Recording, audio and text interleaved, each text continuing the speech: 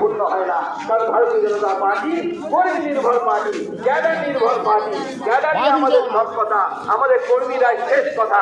এবং আপনাদের কথা মতো, আপনাদের ইচ্ছে মতো পশ্চিমবঙ্গে 26-এ সরকার তৈরি হবে।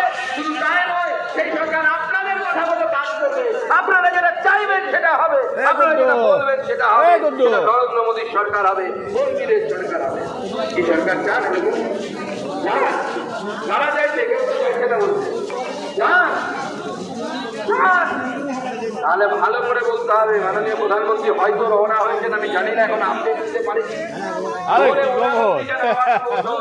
সেইভাবে আমার সাথে বলুন, ভিডিও করতেছে ভারত মাতা কি, ভারত মাতা কি, ভারত